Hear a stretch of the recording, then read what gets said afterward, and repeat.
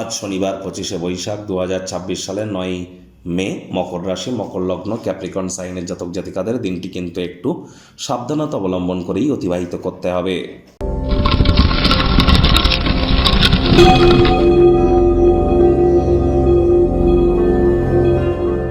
ভিডিওটির শুরুতেই আপনাদের সকলকে বিশ্বকবি রবীন্দ্রনাথ ঠাকুরের 165তম রবীন্দ্র জন্ম জয়ন্তীতে হার্দিক শুভেচ্ছা ও অভিনন্দন রইল।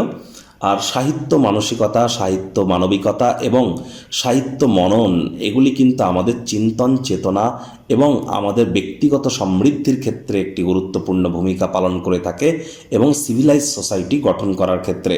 এবং অবশ্যই এক্ষেত্রে রবীন্দ্রনাথের লিখিত যে সমস্ত বাণী বা যে সমস্ত কবিতা বা যে সমস্ত উপন্যাস বা ছোট গল্প আমরা পড়েছি, সেগুলো থেকে যে শিক্ষা আমরা গ্রহণ করেছি সেগুলি প্রয়োগ করে আমরা আমাদের নিজেদেরকে কিন্তু মহিমান্বিত করতেই পারি। আজ যেহেতু শনিবার, শনি মহারাজের বীজ মন্ত্র ওম প্রাং প্রিং প্রং স শনিশ্চরায় নামা সন্ধ্যাবেলার সময় আপনারা 108 বার জপ করুন, অত্যন্ত উপকৃত হবেন। শনি মহারাজের কিন্তু যেহেতু উনি কর্মফলদাতা, ন্যায়াধীশ, দণ্ডাধিকারী, তাহলে অ্যাকচুয়ালি কিন্তু কোনো প্রতিকার হয় না। এজন্য অবশ্যই আপনারা শনি মহারাজের মন্ত্র তো জপ করুন, কিন্তু সবথেকে গুরুত্বপূর্ণ যে বিষয়টি সেগুলি হলো ধর্মপ্রাণ, কর্মনিষ্ঠ, মাতৃভক্ত হওয়া, বাসি খাদ্য খাবার না খাওয়া, হাইজিন মেনটেন করা, সময়ের কাজ সময়ে করা, শ্রমিক সম্প্রদায় এবং বয়োজ্যেষ্ঠদেরকে সেবা করা এবং যতটা সম্ভব আপনার নিজের দিক থেকে আপনি নিজে সৎ থাকতে পারেন। শনিবার করে সরিষার তেল বেগুন খাবেন না, শনিবার করে সরিষার তেল বেগুন লবণ লোহা কিনবেন না, আর শনিবার করে কখনো সাদা রঙের বস্ত্র পরিধান করবেন না। ভাগ্য মিটার আজ আপনাদের বলছে 4 আউট অফ 10, ভাগ্য আপনাদের অনুকূলেই থাকবে। স্বাস্থ্য আপনাদেরকে দেখুন, কোনো নেগেটিভ বা নেতিবাচক কথাবার্তা বলতে কিন্তু আমাদেরও ঠিক ভালো লাগে না, তবে এই গ্রহ নক্ষত্রের হেরফের অনুযায়ী ইন জেনারেল ডেলি প্রেডিকশন আমরা প্রস্তুত করে থাকি।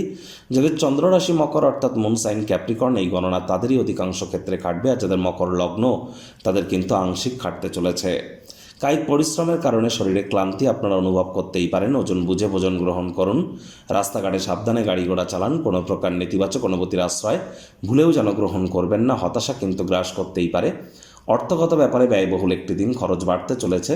অপ্রয়োজনীয় খাতে অতিরিক্ত অর্থের অপচয় করা থেকে বিরত থাকুন। চাকরিজীবীদের অফিসের পরিবেশ এক প্রকার বেশ, বস কলিগদের সাথে ভাব ভালোবাসা বাড়বে, কর্মে গতি অনুভব করবেন।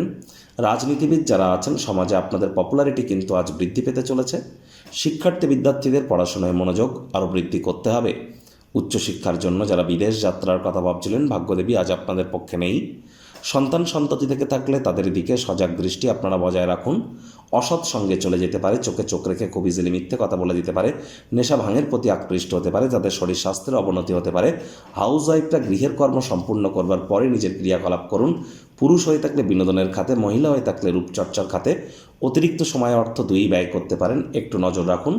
প্রেমিক প্রেমিকা স্বামী স্ত্রী আজ রূঢ় বাক্যের প্রয়োগ, অশ্লীল ব্যবহার যেন করবেন না। তৃতীয় কোনো ব্যক্তিকে ভুলেও আপনাদের সম্পর্কের মধ্যে প্রবেশ করতে দেবেন না। সম্পর্কের দুর্বলতা কিন্তু বেড়ে যেতে পারে। শত্রুপক্ষ বিরোধী পক্ষ একটু হলেও শক্তিশালী থাকছে। পরিবার পরিজন, নিকটে স্থানীয় ব্যক্তিবর্গ, বন্ধু স্বজন কারোর উপরেই জোর করে নিজের মতামতকে যেন জাহির করতে যাবেন না।